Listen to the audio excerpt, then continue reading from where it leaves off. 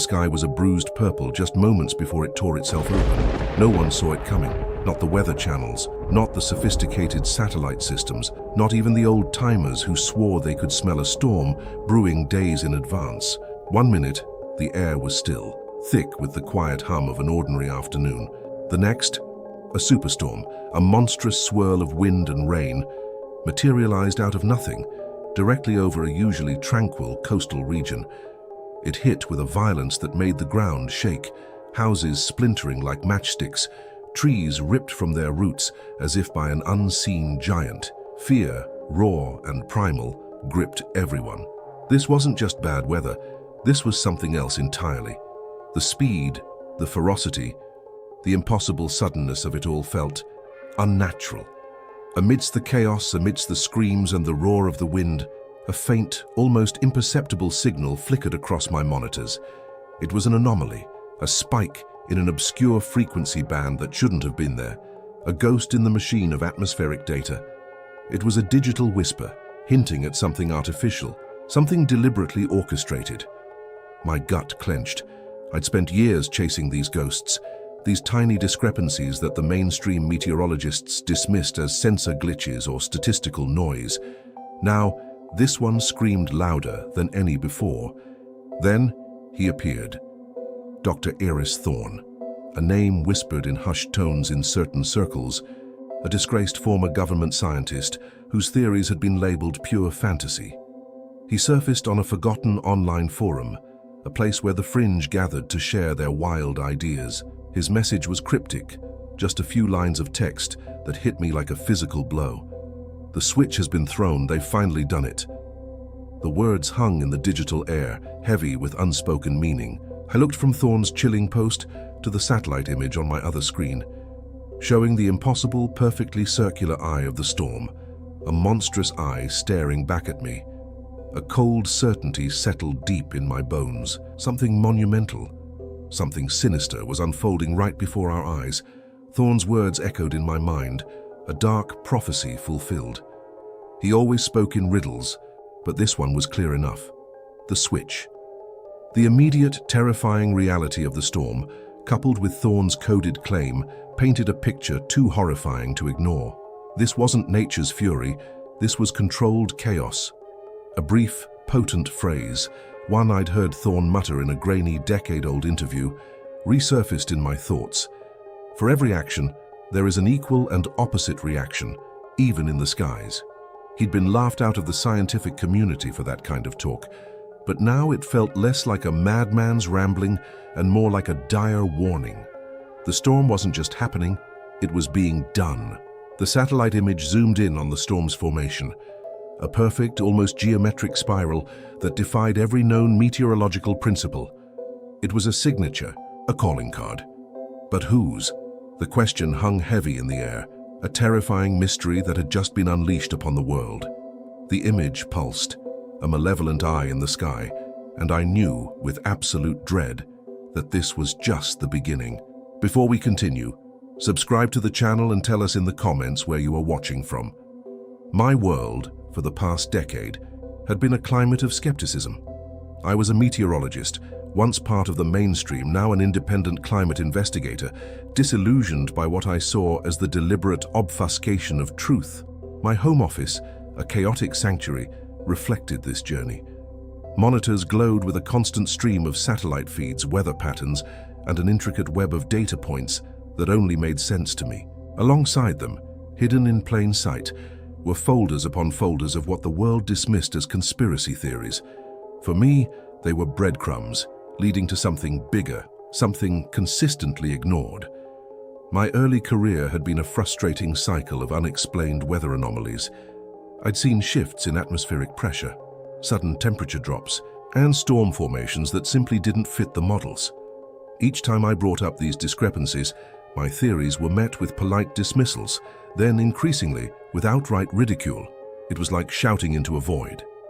Eventually, I left, choosing the fringe over a system that seemed intent on maintaining a comfortable, yet increasingly inaccurate narrative. The public, perhaps unknowingly, was already primed for my kind of skepticism. Global weather had become erratic, unpredictable and devastating. Floods where there were droughts, snow in deserts, heat waves in winter. This instability had eroded trust in official narratives, creating fertile ground for alternative explanations, even if those explanations were often wild and unsubstantiated. It was a climate ripe for distrust, and in my own way was a product of it. Then there was HAARP, the High-Frequency Active Auroral Research Program. Officially, it was presented as a benign scientific endeavor, a facility for studying the ionosphere, an upper layer of Earth's atmosphere. For years, I'd dismissed the HAARP conspiracy theories as outlandish, stories of weather control, mind control, even earthquake generation. They all seemed too far-fetched, too much like science fiction. I'd seen the schematics, read the official reports, and they spoke of harmless radio waves, not climate-altering superweapons. My scientific training told me to disregard the sensationalism, but a growing unease always lingered. The anomalies, the unexplainable events, they persisted. And the official explanations never quite covered everything. My initial dismissal of HAARP as a boogeyman for the internet's wildest imaginations was slowly giving way to a gnawing doubt. What if, I often wondered, there was a kernel of truth in the madness? What if the official narrative was just the surface, designed to keep people from looking deeper? This wasn't just about professional curiosity, it was deeply personal. My drive to uncover the truth stemmed from a profound belief that powerful forces manipulated information, shaping our perceptions of reality. I'd seen it in the quiet suppression of data, the subtle redirection of research grants, the way dissenting voices were systematically silenced. It fueled my isolation, but also my resolve. I remembered a conversation with an old colleague, a man who, like me, had seen too many things that didn't add up. He'd once joked, "If you want to hide something big, put it in plain sight, then label it a conspiracy theory." At the time, I'd laughed. Now, looking at the satellite image of the impossible storm and recalling Thorne's cryptic message about the switch, the joke felt less funny and more like a chilling prophecy. HAARP, with its innocuous name and public-facing scientific mission, was a perfect candidate for such a deception. The image of the storm, perfectly formed, a violent vortex where only calm had been, solidified the shift in my perspective. This wasn't nature, this was design, and if it was design, then something, or someone, was pulling the strings. My skepticism about HAARP as a weather weapon was finally crumbling under the weight of undeniable, terrifying evidence. The switch, Thorne mentioned, the one that had been thrown, was no longer a theoretical concept. It was a terrifying reality, manifesting itself in the bruised, angry sky. My isolated office, filled with the hum of electronics and the glow of screens, had become the front line in a war for truth, a war I was now irrevocably part of. My early career wasn't just about frustration, it was marked by subtle, almost imperceptible shifts in atmospheric pressure and temperature that defied every natural model I'd ever studied. I remember one specific instance, a cold front that moved with an unnatural speed, dropping temperatures by 40 degrees in under 2 hours across a wide, flat plain. Every calculation, every simulation screamed that it was impossible. My colleagues shrugged, attributing it to unforeseen atmospheric dynamics or complex interactions, but I knew deep down that something was off. These weren't anomalies. They were patterns that hinted at an external, unseen hand. I tried to publish my findings, meticulously detailing the inconsistencies, the statistical improbabilities that pointed away from purely natural phenomena. My papers were always met with polite rejections, sometimes with thinly veiled suggestions that I might be overthinking things, or worse, seeing patterns where none existed. One editor, a man I respected, once told me, "Your data is interesting, but it lacks a plausible mechanism for external influence. Stick to what we know." It was a brick wall, built from a blend of scientific conservatism and, I now suspect, something more deliberate. It was during this period that I first encountered Dr. Aris Thorne's early, highly speculative papers. He wrote about ionospheric manipulation, about using electromagnetic frequencies to excite particles in the upper atmosphere, potentially creating localized heating or cooling effects that could cascade into larger weather systems. At the time, his theories seemed outlandish, the ramblings of a brilliant but unhinged mind. My colleagues openly mocked him, calling his work science fiction masquerading as research. I too dismissed him as fringe, another casualty of the academic system, but a small part of me held on to his ideas, perhaps because they offered a mechanism, however improbable, for the anomalies I was observing. Then came the instances of scientific data being mysteriously altered or even redacted. I remember a particular set of satellite images showing unusual cloud formations over a remote ocean region. They were there one day, clear as day on the public servers, and gone the next, replaced by a blank spot or sometimes a generic, uninteresting image that bore no resemblance to what had been there. When I inquired, I was met with bureaucratic double talk about server errors and data corruption. Fueling my suspicion, it felt like a deliberate act, a quiet erasure of anything that didn't fit the approved narrative. The gradual realization dawned on me that official meteorological explanations were not just incomplete, but often deliberately misleading. They smoothed over the rough edges, rationalized the unexplainable, and presented a sanitized version of atmospheric science that left no room for external manipulation. It was a carefully constructed facade, designed to maintain a sense of natural order, even as that order was visibly fraying around the edges. This wasn't merely incompetence, it felt like a coordinated effort to control the narrative. The superstorm, the one that had just materialized out of thin air, wasn't an isolated event in my mind. It was the culmination of years of suppressed data, of ignored warnings, of whispered theories that had been systematically silenced.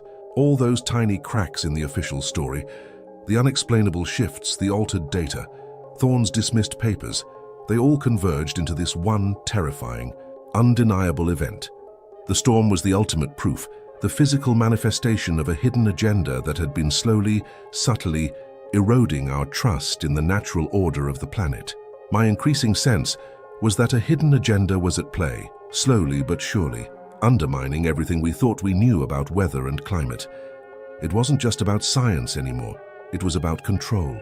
The constant stream of unprecedented weather events, the growing public anxiety, the official reassurances that felt increasingly hollow, it all pointed to a deliberate orchestration. The superstorm was the final piece of the puzzle, confirming my deepest fears. The natural world was being tampered with, and the consequences were now undeniable and terrifyingly real.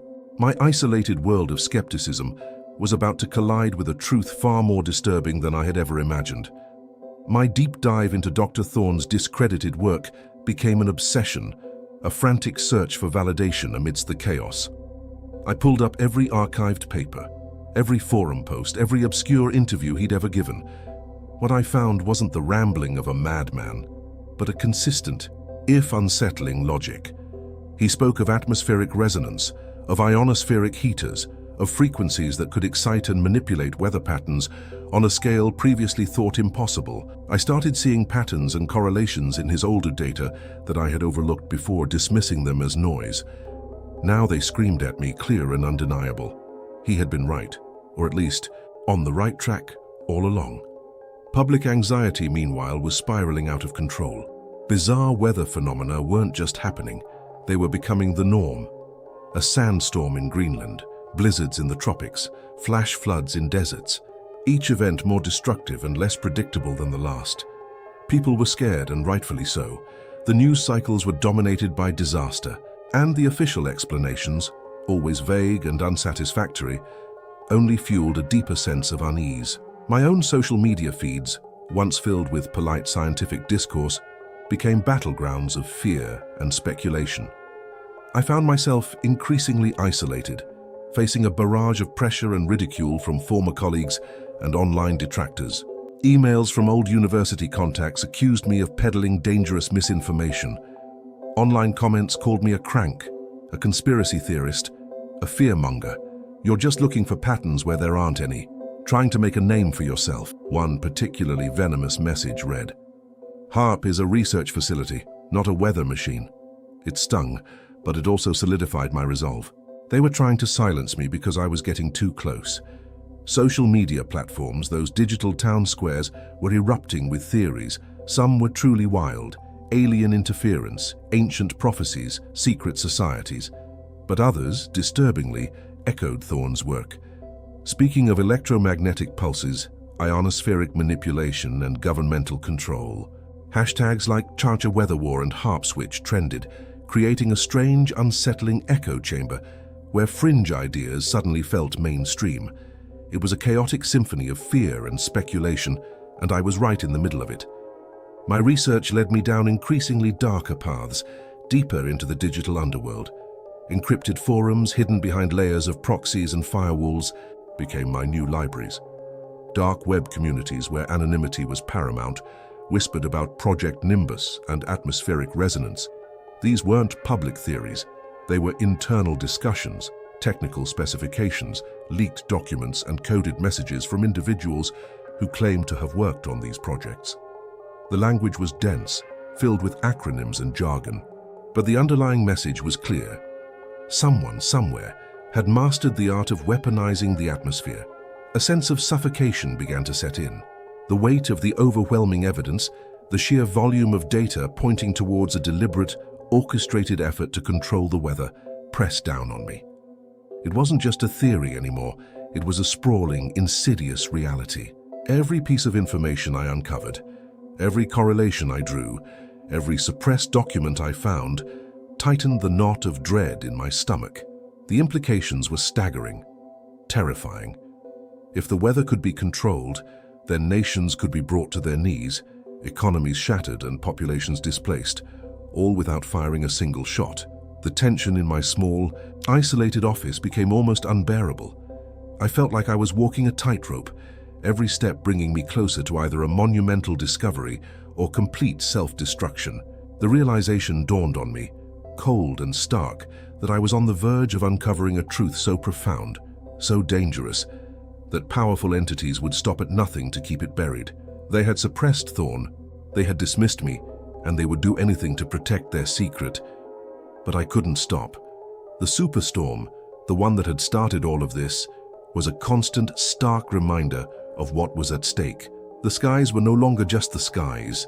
They were a battleground, and I had inadvertently stumbled onto the front lines. Then, out of the digital haze, a desperate, encrypted message flickered onto my screen. It was from Thorne. The subject line was just a series of random characters, but the sender's signature, a unique hash I recognized from his old papers, confirmed it was him.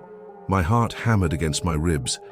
After all these years, after all the silence, he was reaching out.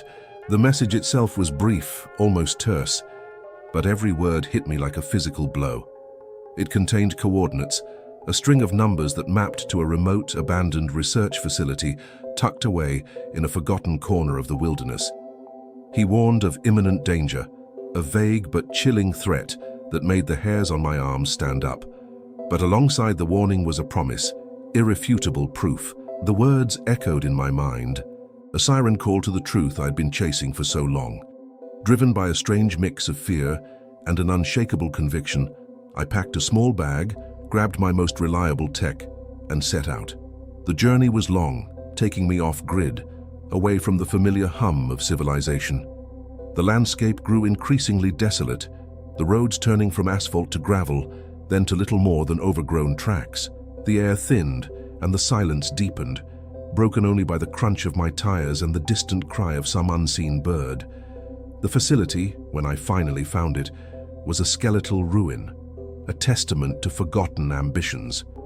Rusting fences, shattered windows, and a silence that felt heavier than the air itself greeted me. It looked like a ghost town, a place where secrets went to die. Inside, the decay was even more pronounced. Dust motes danced in the sparse shafts of sunlight that pierced the broken roof. Equipment lay scattered, some corroded beyond recognition, others eerily intact, covered in years of grime. I moved cautiously, my flashlight beam cutting through the gloom. Every creak and groan of the old building making me jump. Then, tucked away in a sub-level, hidden behind a false wall, I found it. A hidden lab. It was smaller, more contained, and surprisingly still partially functional. The air here was colder, fresher, as if its secrets had kept the rot at bay. Screens, though dark, hinted at dormant power. Schematics, faded but legible, were tacked to a corkboard. Data logs stored on ancient hard drives hummed softly as I powered them up. This was Thorne's sanctuary, his last stand. As the old systems whirred to life, a holographic projection shimmered into existence in the center of the room. It was Thorne, looking older, more gaunt than in his last known photographs, but his eyes still held that intense, almost manic gleam. He spoke, his voice raspy but clear, a pre-recorded confession meant for whoever was brave or foolish enough to find it. HAARP was never just about studying the ionosphere, he began, his holographic image pacing slowly. It was about controlling it. They lied to us, to the world. The climate switch is real. It's not a theory, it's a terrifying reality. He went on, his confession laying bare the intricate details of a high-level clandestine operation he called Project Tempest. It was a program designed not for scientific advancement, but to weaponize weather itself, to turn the very atmosphere into a tool for geopolitical advantage. He spoke of ionospheric heaters capable of creating localized storms, of manipulating jet streams, of turning droughts into floods and clear skies into tempests.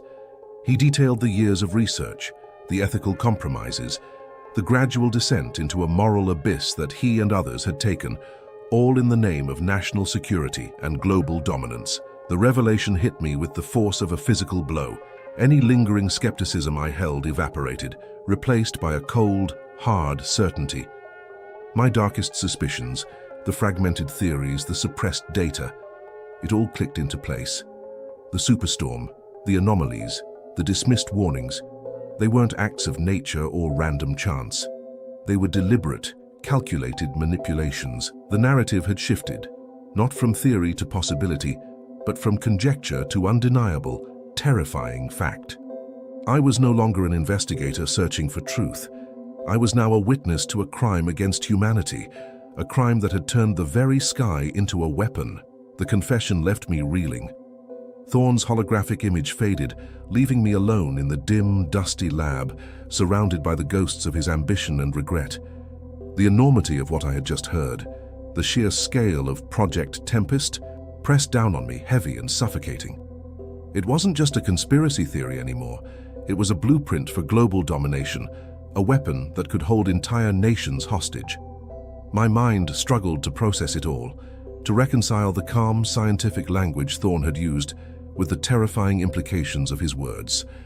Global stability, the very fabric of human life, hung in the balance, and I, a lone investigator, was now holding the key to its unraveling. Fear, cold and sharp, began to set in. It wasn't just the abstract fear of global catastrophe, it was a very personal, visceral dread. I possessed dangerous, world-altering information, the kind that powerful entities would kill to keep secret. Thorne's warning of imminent danger echoed in my ears, no longer vague but chillingly real. I was no longer just an observer. I was a target. My first instinct was to share it, to scream the truth from the rooftops. I connected to the facility's ancient network, a surprisingly robust connection Thorne must have maintained, and tried to upload the data logs, the schematics, Thorne's full holographic confession. But almost immediately, I hit a wall. Sophisticated digital countermeasures, far beyond anything I had ever encountered, blocked my attempts. Firewalls crumbled, data streams were rerouted into black holes, and every digital footprint I made was instantly erased. Project Tempest had anticipated this, had built an invisible fortress around its secrets. They were watching, always watching. I left the facility, the weight of the truth heavier than any physical burden. The desolate landscape now felt menacing, every shadow a potential threat. Back on the road, paranoia became my constant companion. I started noticing things. A black helicopter, too high to be civilian, hovering on the horizon for a moment too long. An unmarked van parked casually on a dirt road, its windows tinted, its presence unsettling. My rearview mirror became my enemy, reflecting phantom followers, cars that seemed to appear and disappear with unnatural ease. They were hunting me. I knew it. My first thought was to contact my hacker friend, Leo.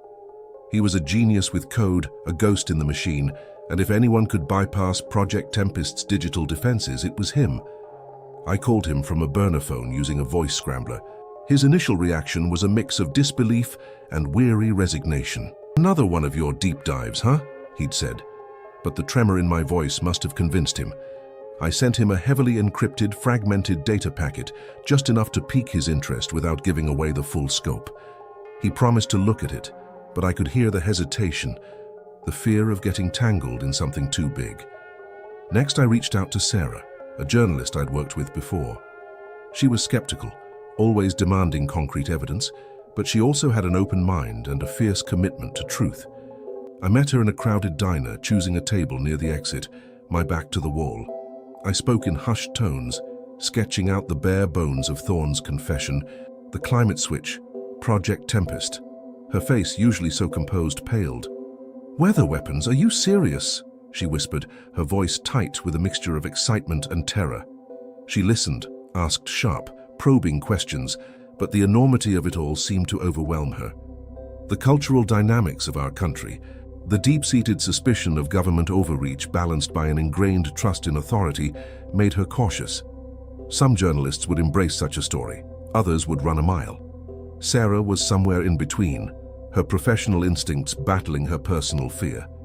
She agreed to consider it, to verify what she could, but I knew she was scared.